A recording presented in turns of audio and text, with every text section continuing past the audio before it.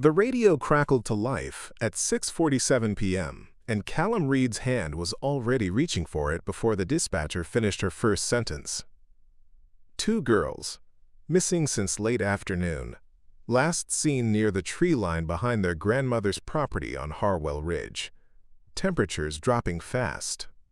He was moving before the call ended, his boots hitting the station floor with purpose, his mind already 3 steps ahead into the cold and the dark and the mathematics of survival. Behind him, Riot was on his feet, 70 pounds of black and tan German Shepherd coiled and waiting, ears forward, eyes locked on his handler with an intensity that never wavered. The dog knew. He always knew. They were in the truck within 90 seconds, Callum's hand steady on the wheel as he pulled out onto the county road that would take them north toward the mountains. The sun was already gone behind the ridge line, leaving only a thin band of amber light on the horizon, and that light was fading fast. He glanced at the dashboard thermometer. 28 degrees and falling. The girls had been missing for at least 3 hours, maybe more if the timeline was confused. 3 hours in weather like this, with night coming on and no shelter. The clock wasn't just ticking, it was screaming. Riot shifted in the back compartment, his weight moving from paw to paw, a low whine building in his throat. Callum glanced in the rearview mirror and saw the dog's nose pressed against the mesh divider, nostrils flaring, body tense with anticipation. "I know, boy," Callum said quietly, his voice barely audible over the engine. "We're moving." But even as he said it, he felt the familiar knot tightening in his chest, the one that always came with searches like this. Children. Cold. Time running out.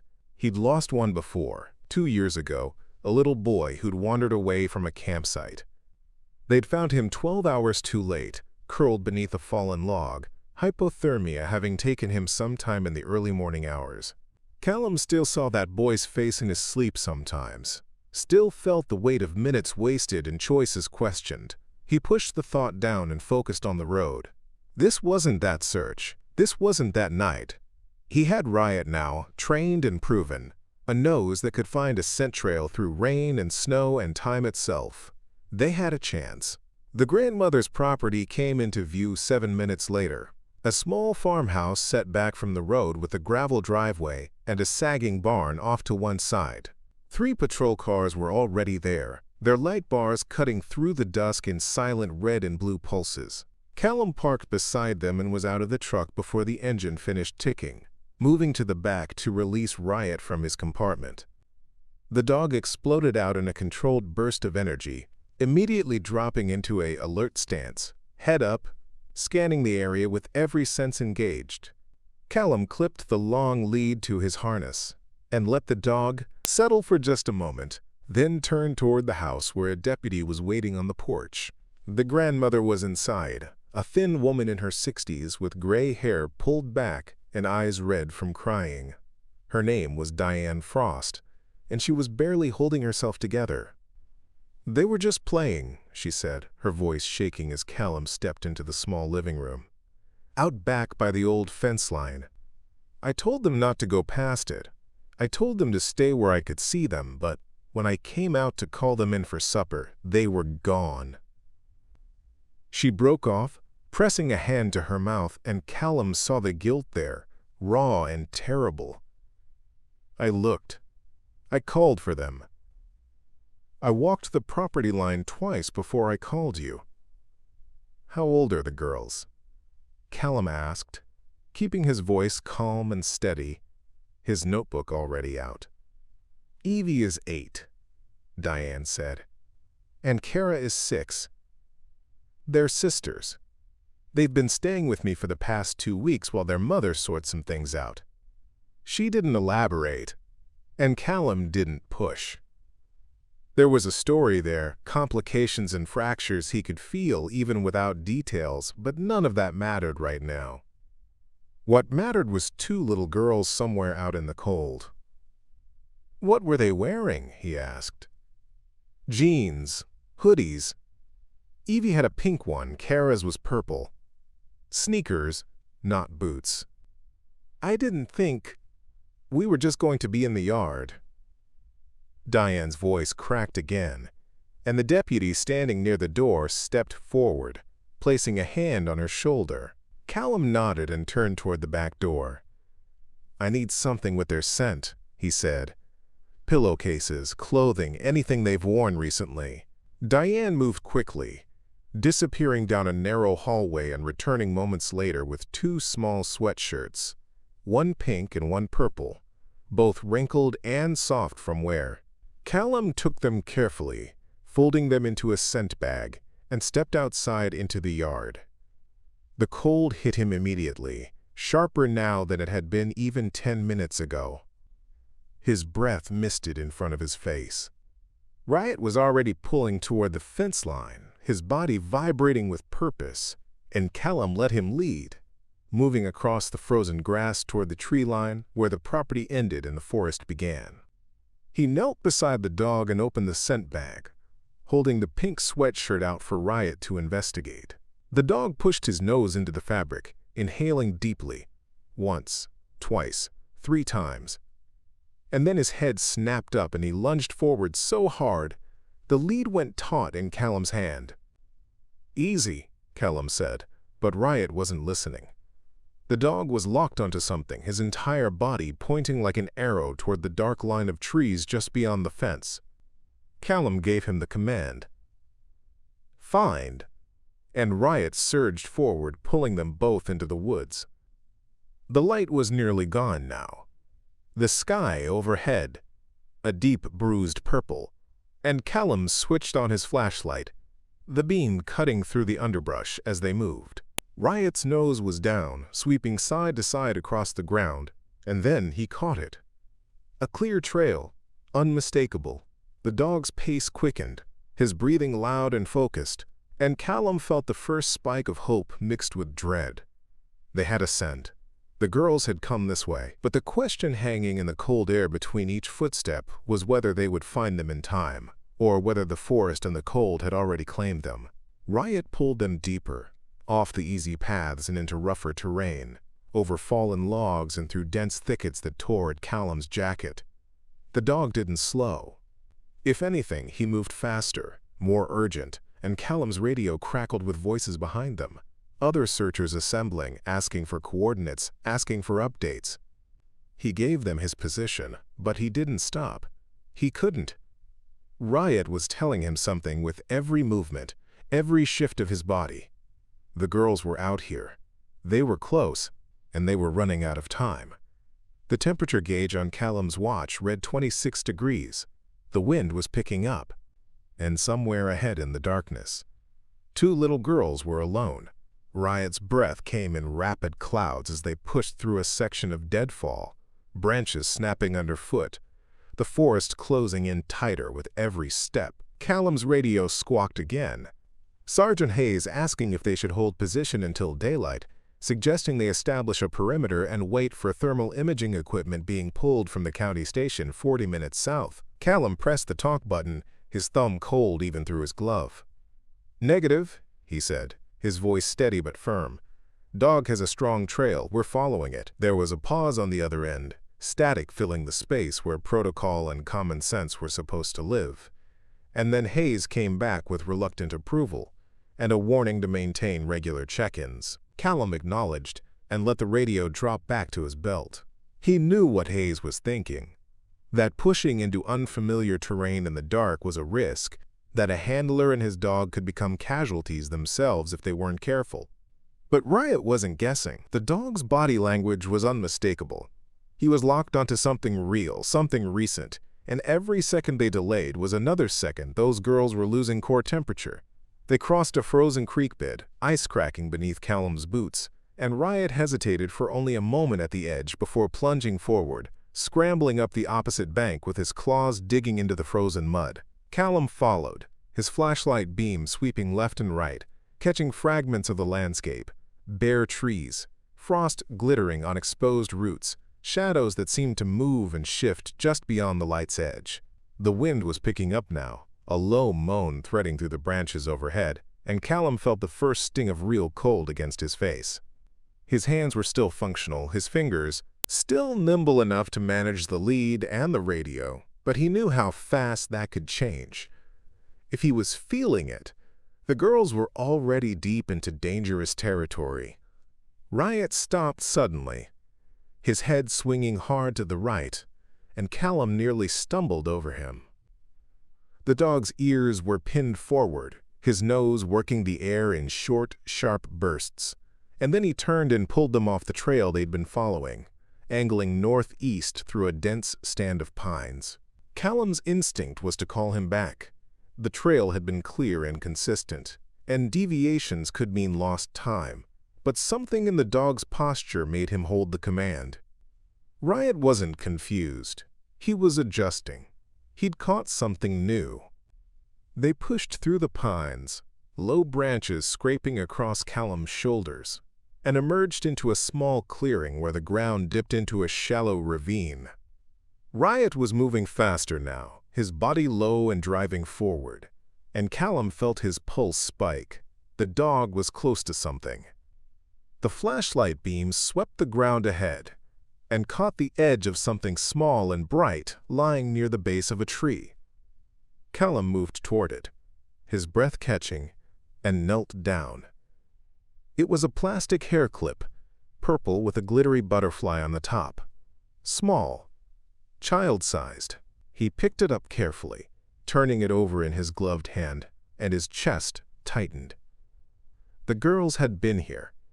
Recently, he radioed it in, giving his coordinates and describing the find, and Hayes responded with confirmation that other teams were adjusting their search patterns to converge on his area. But even as he spoke, Callum's eyes were scanning the ground around the tree, looking for more, and he found it. Another object, a few feet away, half buried in a drift of dead leaves. A small plastic bracelet, the kind kids got from school events or birthday parties. He picked that up too, his mind starting to turn over the pattern. And then he saw the next one. A keychain, bright pink, shaped like a heart, lying near the edge of the ravine. They weren't random, they were deliberate. Someone had been dropping them. Callum straightened, his pulse hammering now, and looked at Riot. The dog was staring at him, body tense, waiting for the command to continue. Callum gave it. Find. And Riot lunged forward again, pulling them down into the ravine and up the other side, following a trail that was becoming clearer not just to the dog but to Callum as well. The older girl, Evie, she was marking the way. She was leaving a trail because she knew someone would come looking. And if she was doing that, it meant she was trying to be found. It meant they were still thinking, still moving, still fighting. But it also meant something else. Something darker that Callum didn't want to acknowledge but couldn't ignore. Kids didn't drop breadcrumbs unless they were trying to escape something. The terrain grew rougher, the ravine deepening into a gully that wound between rock outcroppings and clusters of dense brush. Riot's pace didn't slow.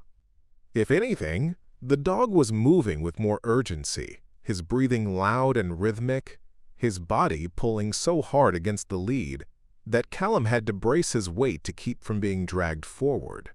The cold was brutal now, the wind cutting through the gaps in the trees and stealing the warmth from Callum's face and hands. He could feel his fingers starting to stiffen, the cold seeping through the layers of his gloves, and he forced himself to flex them, to keep the blood moving. If he was feeling it this intensely, those girls were already hypothermic. Maybe worse. His radio crackled again. Hayes asking for another position update, and Callum responded automatically, his voice clipped and focused, his eyes never leaving the ground ahead. Another object caught the flashlight beam, a small mitten, child-sized, bright red, lying in the center of the trail. Callum didn't stop to pick it up. He just marked it mentally and kept moving, trusting Riot, trusting the trail, trusting that they were closing the distance. But the questions were piling up in his mind now, refusing to be silenced. Why had the girls gone this far? Why hadn't they turned back when it got dark, when it got cold? And why was Evie dropping objects like she was running from something instead of just wandering away? Riot suddenly veered left, pulling them toward a section of the gully where the rock walls narrowed, and the ground dropped into a steep depression filled with deadfall and thick undergrowth. The dog's body language shifted. His head dropped lower, his movements slower and more cautious, and Callum felt ice slide through his veins. That was the behavior Riot used when he was close to a find. When he was about to locate the target, Callum moved forward carefully, his flashlight beam sweeping the depression, and then Riot stopped and sat the alert position. Target located. Callum's heart slammed against his ribs as he moved past the dog, pushing through the brush, his flashlight cutting through the tangle of branches and dead leaves. And then he saw them. Two small shapes huddled together in the deepest part of the depression, wrapped around each other, barely visible beneath a layer of frost and fallen debris. He dropped to his knees, his hands already reaching, his voice breaking the silence. "I've got them! I've got them!" He shouted it into the radio, even as his fingers found the pulse point on the older girl's neck, searching for a heartbeat, praying he wasn't too late. Her skin was ice cold, her lips blue, her body completely unresponsive. But there it was. Faint. Slow. But there. A pulse. The younger girl was tucked against her sister's chest, her face hidden, her body so small and still that Callum's breath caught. He shifted carefully, checking her airway, her breathing, her pulse, and found the same. Faint. Dangerously slow. But alive. They were alive. Callum's hands moved on instinct, pulling the emergency blankets from his pack and wrapping them around both girls in overlapping layers, tucking the metallic fabric tight against their small bodies to trap whatever heat remained. His radio was already pressed to his mouth, his voice sharp and controlled as he relayed their exact position to Hayes and demanded immediate medical response. The words came automatically. Coordinates, patient status, estimated time to location. But his mind was racing ahead, calculating how long it would take the paramedics to reach them through the rough terrain, how long these girls could survive at this temperature, how close they'd already come to the edge. Riot circled the depression twice, his nose still working, his body tense and alert, and then he dropped down beside Callum, pressing close to the girls as if his presence alone could will warmth back into their frozen limbs. Callum didn't move him. The dog's body heat was another layer of protection, and every degree mattered now. He kept one hand on the older girl's neck, monitoring her pulse, feeling the faint flutter beneath his fingertips that was both a promise and a warning. She was holding on. But barely. The radio crackled with confirmation. Paramedics were inbound, estimated 8 minutes to their position, and a second team was moving up from the southern access point as backup. 8 minutes. Callum's jaw tightened. 8 minutes in hypothermia time was an eternity. He shifted carefully, adjusting the blankets, and his flashlight beam caught something he hadn't seen before. The older girl's hand, curled tight against her chest, was gripping something small and white. He leaned closer, his breath misting in the cold air, and gently pried her stiff fingers open. It was a folded piece of paper, damp and torn at the edges, covered in clumsy child's handwriting. Callum's chest went tight as he unfolded it, angling the flashlight to read the words scrawled across the line's surface. "We ran away. Don't let him find us, please." The letters were uneven, some of them smudged, written in what looked like crayon or marker, and at the bottom was a crude drawing of two stick figures holding hands. Callum stared at the note for 3 full seconds, his mind catching up to what his gut had already been screaming since he'd found the trail of dropped objects. This wasn't wandering, this wasn't innocent exploration that had gone too far. These girls had run. They had fled into the woods in the late afternoon with no coats, no supplies, No plan beyond getting away from someone. And they'd kept going even as the cold set in and the light failed, because going back was worse than freezing. His hand tightened around the note, and he looked down at the older girl's face, at the blue tinge around her lips and the frost clinging to her dark hair, and felt a surge of anger so fierce it almost choked him. Someone had done this. Someone had driven two terrified children into the winter woods, and they'd chosen hypothermia over whatever waited for them at home. He keyed the radio again, his voice colder now, more controlled. "Hayes, I need you to contact Diane Frost immediately. Ask her who else has been at the property today. Specifically, ask about any adult males in the household or visiting." There was a pause, and then Hayes came back with a question in his tone, asking for clarification. Callum didn't elaborate. Not yet. Not over an open channel. "Just do it," he said, "and keep them separated until I get back." Footsteps and voices echoed through the trees behind him, growing louder, and then the first of the medical team broke through the brush, two paramedics in heavy jackets carrying equipment and a stretcher. Callum moved aside immediately, giving them room, but he stayed close, watching as they went to work with quick, practiced efficiency. The older girl, Evie, was assessed at first, her vitals checked, her airway secured, warm packs placed against her core and neck. The younger one, Kara, was pulled gently away from her sister and wrapped in heated blankets, her tiny body so limp and unresponsive that one of the paramedics swore under his breath. Callum felt Riot press against his leg, the dog's weight solid and grounding, and he dropped a hand to the shepherd's head, his fingers curling into the thick fur. "Good boy," he murmured, his voice barely audible. "You found them. You brought us here." Riot's ears flicked back toward him, and the dog's dark eyes stayed locked on the girls as if keeping watch, making sure they were safe, now that his job was done. The lead paramedic, a woman named Torres who Callum had worked with before, glanced up at him as she adjusted the IV line running into Evie's arm. "How long were they out here?" she asked, her tone clipped and focused. "At least 4 hours," Callum said. "Maybe closer to 5. No shelter, inadequate clothing, and they were moving the whole time, not stationary." Torres nodded grimly, her hands never stopping their work. "Core temps are dangerously low," she said. "We need to get them out of here and into warming protocols immediately. This is critical." Callum stepped back as they lifted Evie onto the stretcher, strapping her down and covering her with additional layers. Kara was placed on a second stretcher moments later, and the team began the careful process of navigating back through the gully toward the access point where the ambulance was waiting. Callum followed, Riot at his side, his mind still turning over the note clutched in his hand and the implications spreading out from it like cracks in ice. Hayes met him at the tree line, his expression grim and tight. "I talked to Diane Frost," he said quietly, pulling Callum aside as the paramedics continued toward the ambulance. "She says her boyfriend was at the house earlier today, guy named Vincent Aldi. He left around 4 page M, said he was heading into town for supplies. She hasn't heard from him since."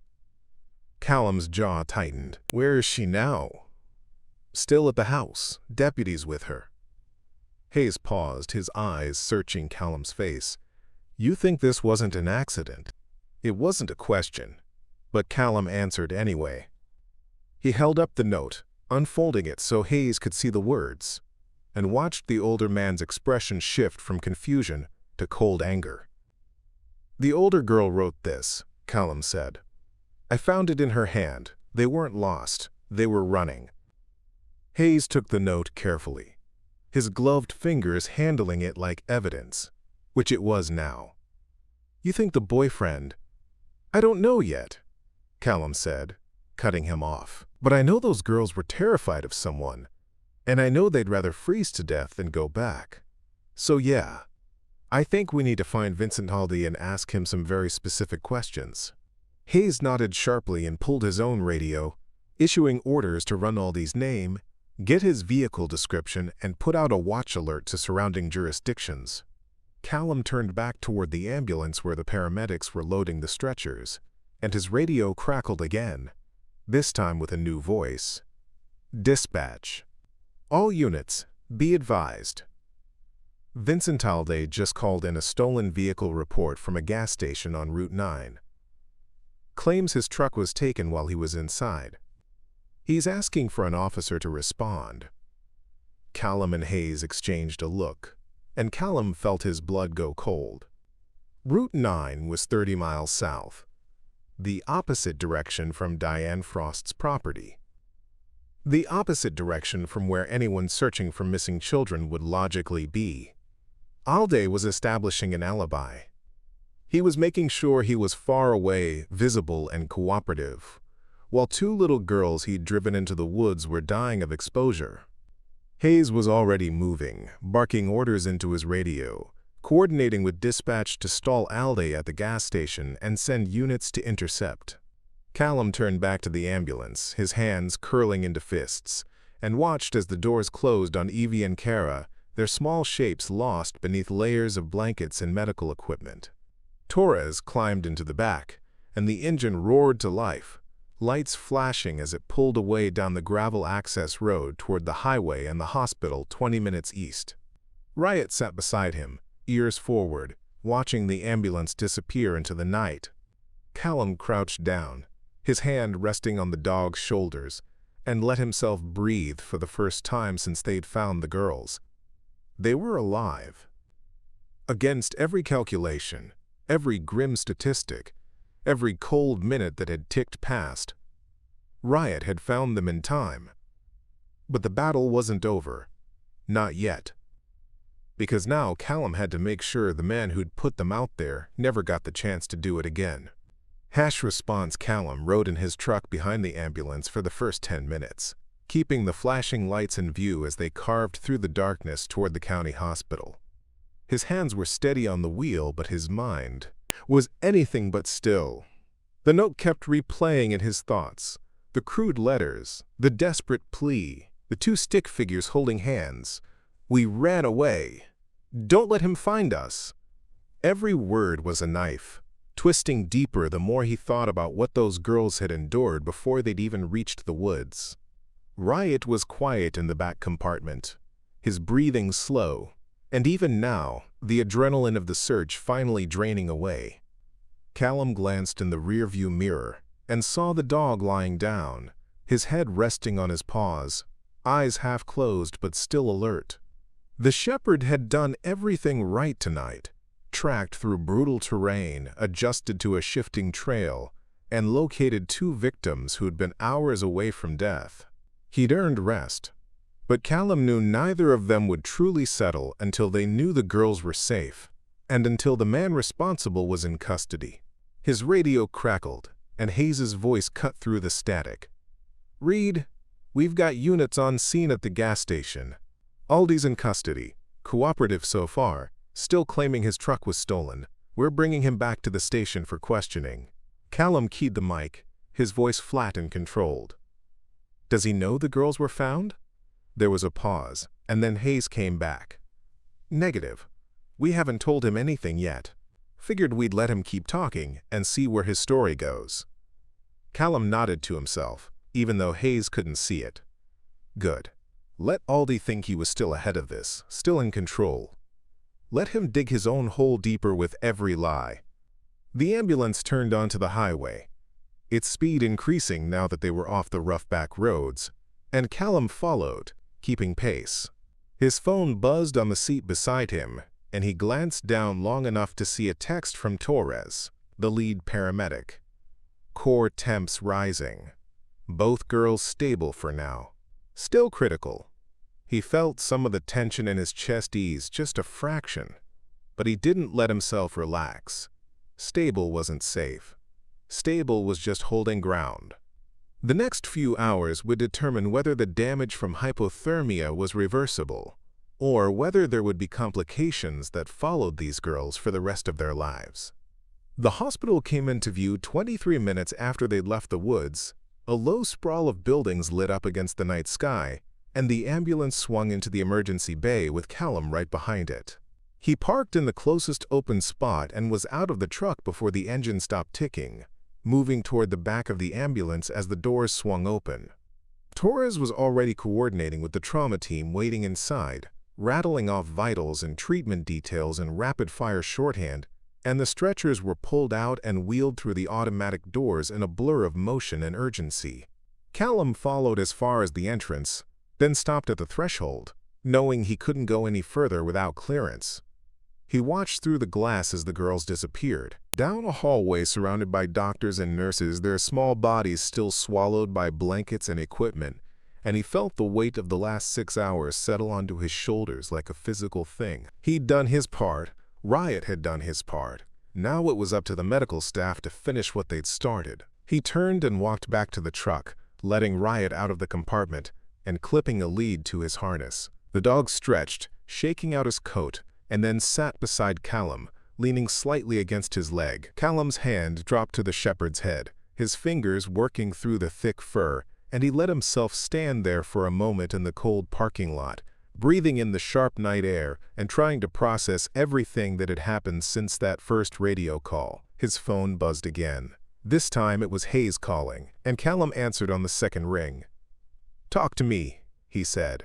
Hayes's voice was tight, barely controlled anger threading through every word. "Aldi's story is falling apart. We ran his truck registration and found it parked half a mile from Diane Frost's property, hidden off a service road. No signs of theft. No forced entry. He drove it there himself and walked away." Callum's grip tightened on the phone. "What's he saying now?"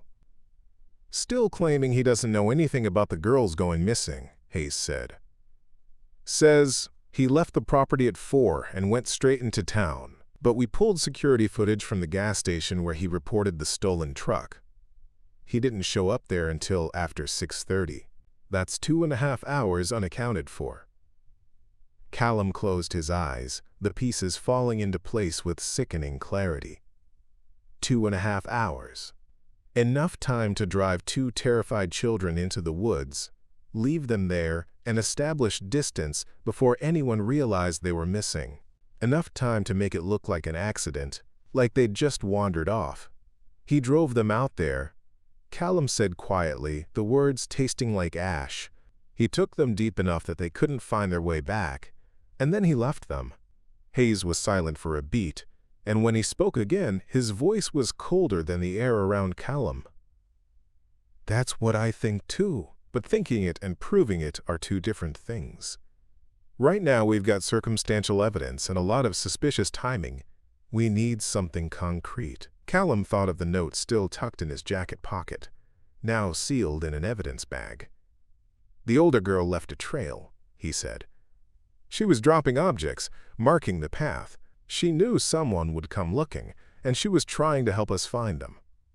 That's not the behavior of kids who wandered off by accident. That's the behavior of kids who are running for their lives." Hayes exhaled sharply. "Agreed, but we need her to tell us that. We need her to confirm what happened and who did it. Until then, Aldi can still claim he had nothing to do with it." Callum's jaw tightened. "Then we wait for her to wake up." He ended the call and stood there for another moment, staring at the hospital entrance, and then turned back toward the truck. But before he could move, his phone buzzed one more time, this time with a text from Torres.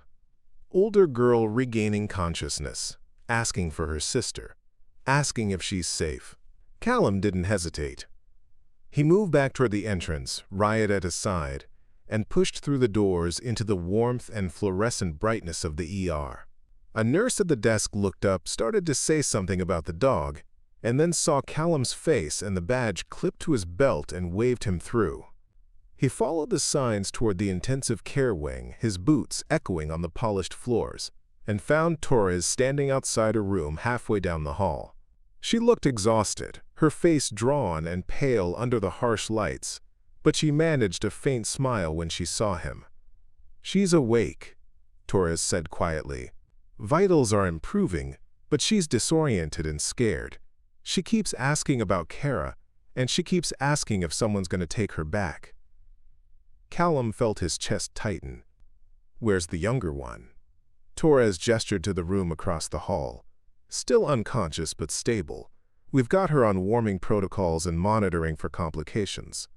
She's going to be okay, but it was close. Callum nodded and looked through the window into Evie's room. She was sitting up slightly in the hospital bed, her dark hair tangled and damp, her face still pale but no longer the terrifying blue-white it had been in the woods. An IV ran into her arm, and monitors beeped softly around her, tracking every heartbeat and breath. Her eyes were open, wide and dark, and filled with fear that no 8-year-old should ever have to carry. Torres opened the door quietly, and Callum stepped inside, leaving Riot in the hallway with a stay command. The dog sat immediately, his eyes locked on the doorway, keeping watch.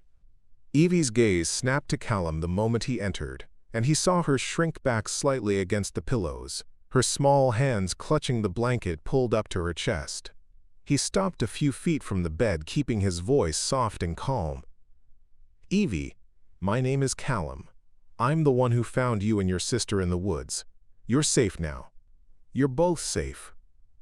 Her eyes searched his face, looking for something. Truth, maybe, or proof that the nightmare was really over. "Kara," she whispered, her voice hoarse and barely audible. "Is Kara okay?" Callum nodded. "She's right across the hall. The doctors are taking care of her, and she's going to be fine. You kept her safe, Evie. You kept her warm, and you left a trail so we could find you. You saved her life." Tears spilled down Evie's cheeks, and she pressed a hand over her mouth, her small body shaking with sobs she'd been holding back for hours. Callum stayed where he was, giving her space, letting her cry until the worst of it passed. When she finally looked up again, her voice was stronger. He said, if we told anyone, he'd hurt Grandma. He said nobody would believe us anyway." Callum's hands curled into fists at his sides, but he kept his voice gentle. "Who said that, Evie?"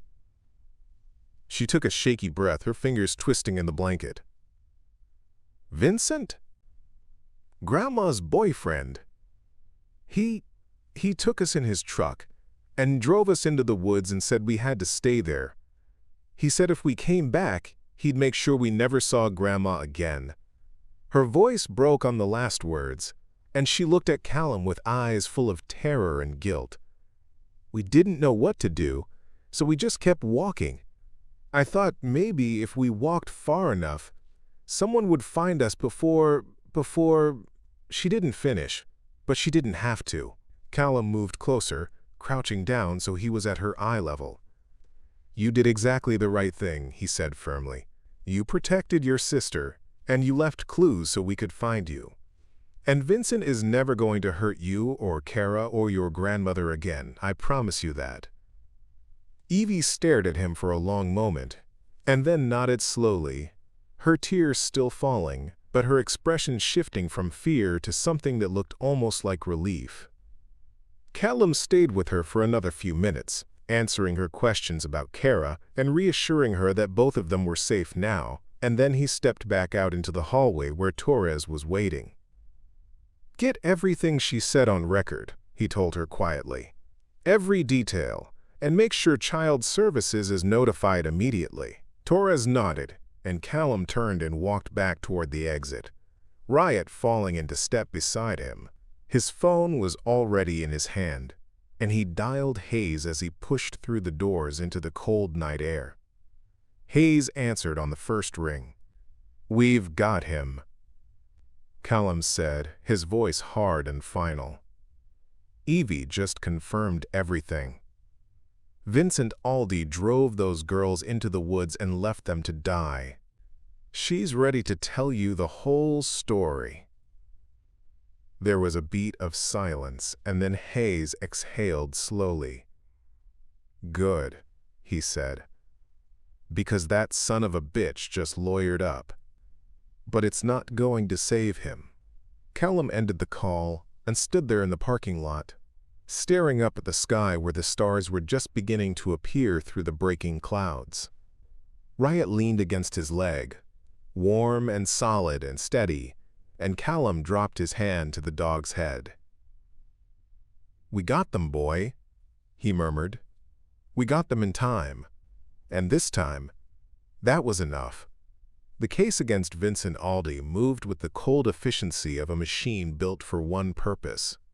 Within 48 hours of Evie's testimony, the district attorney had filed formal charges: attempted murder, child endangerment, kidnapping, and a list of related counts that stretched across 2 full pages. The evidence was overwhelming. Evie's statement, corroborated by physical evidence and the timeline Hayes had pieced together, left no room for reasonable doubt. Aldi's truck, found exactly where Callum had predicted, still had frost patterns on the interior that matched the night of the incident.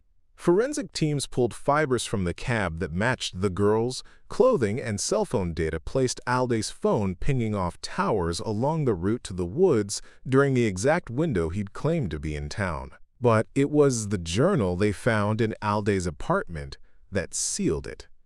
Pages of rambling justifications and resentments, complaints about Diane's grandchildren being in the way, about how they'd ruined his plans, about how he'd needed to solve the problem. He'd written it all down, every ugly thought, every cold calculation, and the prosecutors read it back to him in the interrogation room with voices that never wavered. Callum wasn't there for that part. He was at the hospital. Kara woke up on the 3rd day, her small voice asking for her sister before her eyes were even fully open, and the medical staff moved quickly to bring the girls together in the same room. Callum heard about it from Torres, who called him during his shift and told him that both girls were stable, improving, and asking to see the dog who'd found them. He'd smiled at that, a real smile, the kind that felt foreign after the weight of the last few days, and told her he'd be there that evening. When he arrived, the sun was setting behind the hospital, casting long amber light through the windows of the pediatric wing. Riot walked beside him, his harness polished and his demeanor calm, and the nurses who passed them in the hallway smiled and reached out to touch the dog's head, murmuring words of gratitude and admiration. Evie and Kara were sitting up in adjacent beds, connected by monitors and IV lines, but otherwise looking more like children again than the frozen shapes Callum had pulled from the woods. Evie's color had returned, her cheeks flushed with warmth, and Kara's eyes were bright and curious as she watched Callum enter the room. "Is that him?" Kara whispered, her gaze locked on Riot. "Is that the dog who found us?" Callum nodded and led Riot closer, letting the dog approach the bed slowly, giving the girls time to adjust. Riot's tail wagged once, a slow, deliberate motion, and he sniffed the air carefully before sitting between the 2 beds, his head turning to look at each girl in turn. Evie reached out a tentative hand, her fingers trembling slightly, and touched Riot's head. The dog leaned into her palm, his eyes half closing, and she let out a soft breath that sounded almost like a sob. "Thank you," she whispered, her voice breaking. "Thank you for finding us." Callum felt his throat tighten, and he crouched down beside the beds, one hand resting on Riot's shoulders. "He knew you were out there," he said quietly. "He wouldn't stop until he found you. That's what he does. He finds people who need help, and he brings them home." Kara leaned over the edge of her bed, her small hand reaching out to join her sister's on Riot's fur, and the dog's tail wagged again, a little faster this time. The 3 of them stayed like that for a long moment, connected by touch and silence and something deeper that didn't need words. A soft knock on the doorframe broke the stillness, and Callum looked up to see Diane Frost standing in the hallway, her face pale and drawn, her eyes red from crying.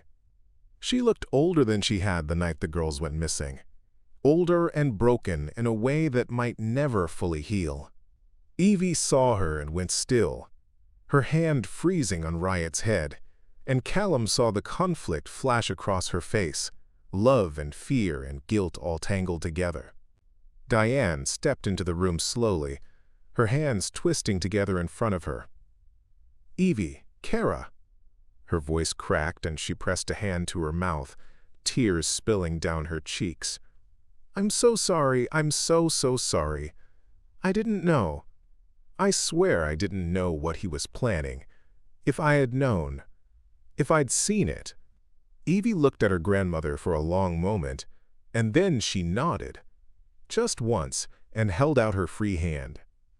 Diane moved forward and took it, sinking into the chair beside the bed, her sobs shaking her thin frame. Callum stood and stepped back, giving them space, and quietly led Riot out into the hallway. He leaned against the wall, his head tipped back, his eyes closed, and let himself breathe. It was over. The girls were safe. Aldi was in custody. The pieces had fallen into place, and justice was moving forward with the weight and certainty of a verdict already written. But Callum knew that for Evie and Kara, this was just the beginning.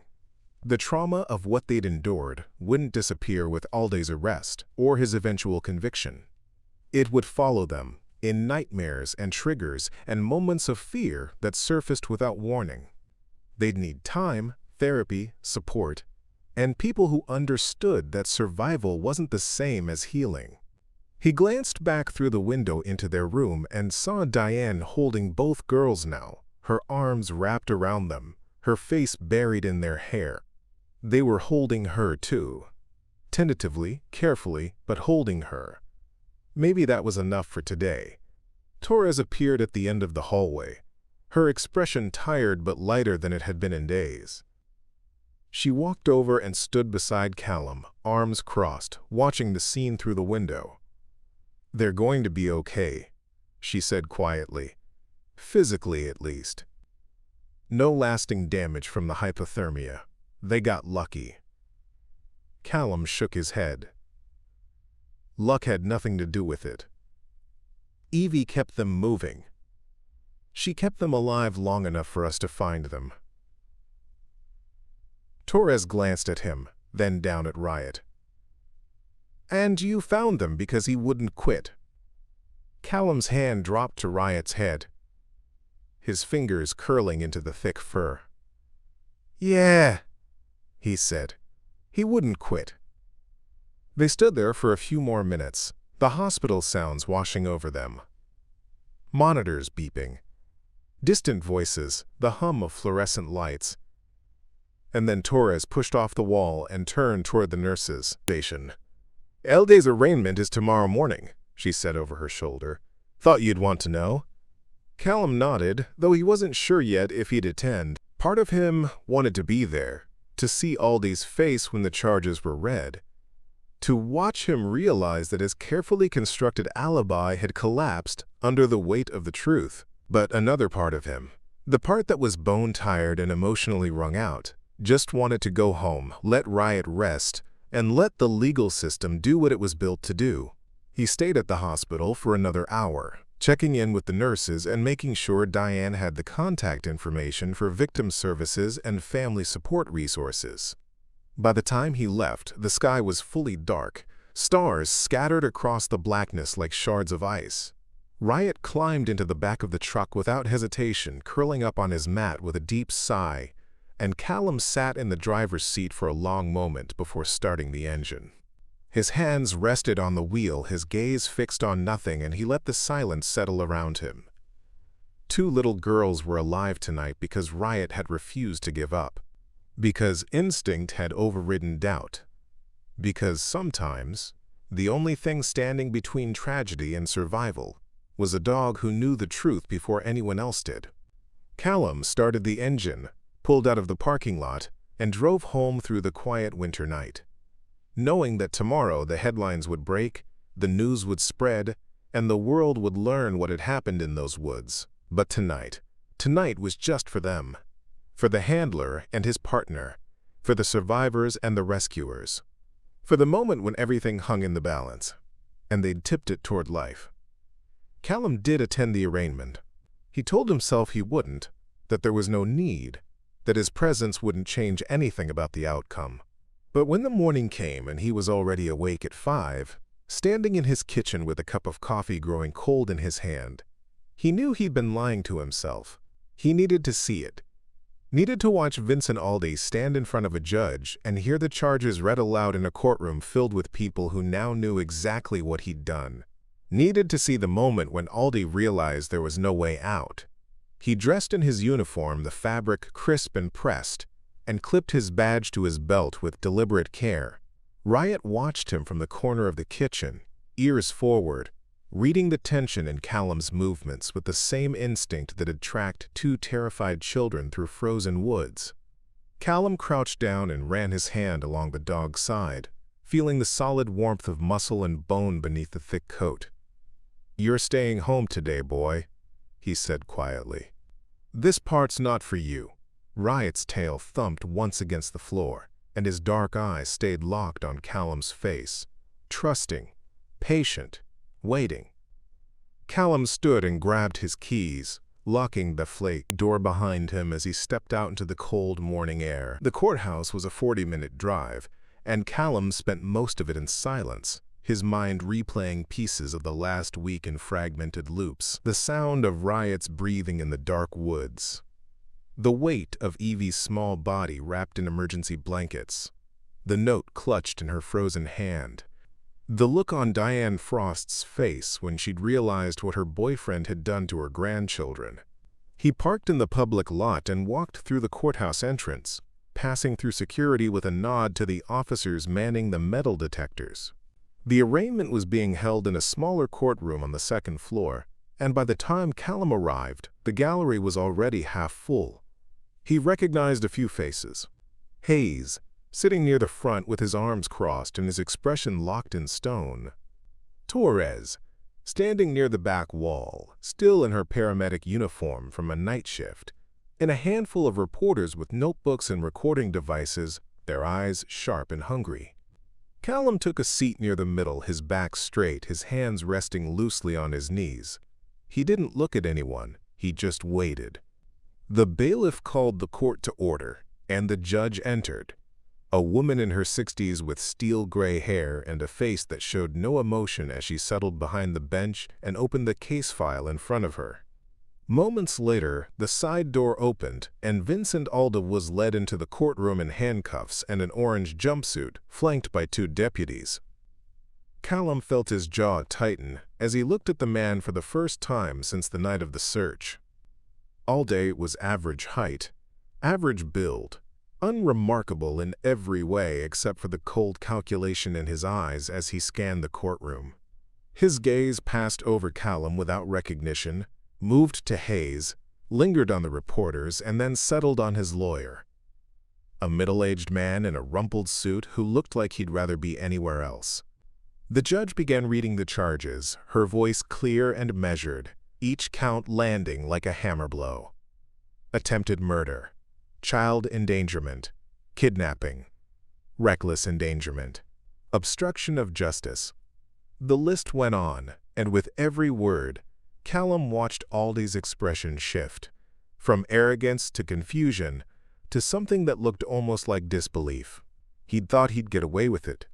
He'd thought two little girls would freeze to death in the woods, and nobody would ever know he'd been the one to leave them there. The prosecutor stood and outlined the evidence in clinical detail, the timeline, the cell phone data, the fibers in the truck, the journal entries, and Evie's testimony. She spoke without emotion, letting the facts carry the weight, and when she finished, the courtroom was silent except for the faint hum of the ventilation system. The judge looked at Aldi and asked if he understood the charges against him. Aldi's lawyer answered for him, his voice clipped and professional, and the judge nodded and set a trial date 3 months out. Bail was denied. The prosecutor had argued flight risk and danger to the community, and the judge had agreed without hesitation. Aldi was led back out through the side door, his hands still cuffed, his face pale and tight, and Callum watched him disappear into the hallway beyond. The courtroom began to empty, reporters filing out first, followed by the scattered observers and court staff. Callum stayed in his seat for a moment longer, letting the weight of it settle. It was done, not finished. There would still be a trial, still be testimony and cross-examination and a jury deliberation. But the machinery was in motion now, and it wouldn't stop until justice had been delivered. Hayes appeared beside him, dropping into the seat Callum had just vacated. The older man let out a long breath and rubbed a hand over his face. 3 months, Hayes said quietly. Then we do it all over again in front of a jury. Callum nodded. Evie's gonna have to testify. Yeah. Hayes's voice was grim. I know. But the prosecutor's already working with a child psychologist to prepare her. They'll make it as easy as they can. Callum didn't respond. There was no such thing as easy when you were 8 years old and had to stand in a courtroom and recount the night a man you'd trusted had tried to kill you. He stood, and Hayes followed, and they walked out of the courtroom together in silence. Torres was waiting in the hallway, leaning against the wall with her arms crossed, and she fell into step beside them as they headed toward the exit. How long until sentencing, you think? She asked, her voice low. Hayes shrugged. If the jury convicts, and they will, probably another month after that. We're looking at late spring before this is really over. Callum pushed through the courthouse doors and stepped out into the cold morning air, the sky above still heavy with clouds. He thought about Evie and Kara, still recovering in the hospital, still processing what had happened to them, still learning to trust that the world wasn't as cruel as Vincent Aldi had made it seem. They had a long road ahead. So did Diane, who would carry the guilt of bringing Aldi into her home for the rest of her life. So did Callum in a different way, because he knew this case would stay with him, another scar layered over the others, another reminder of how close things had come to going the other way. But they hadn't. They'd found the girls in time. Riot had refused to give up, and that refusal had saved 2 lives. He drove back home through quiet streets, his mind finally beginning to quiet, and when he pulled into his driveway and unlocked the front door, Riot was waiting just inside, tail wagging, body wiggling with restrained excitement. Callum crouched down and let the dog press against him, his arms wrapping around Riot's shoulders, his face buried in the thick fur. He stayed there for a long moment, breathing in the familiar scent of dog and earth and loyalty, and felt some of the tension drain out of his body. "We did good, boy," he murmured.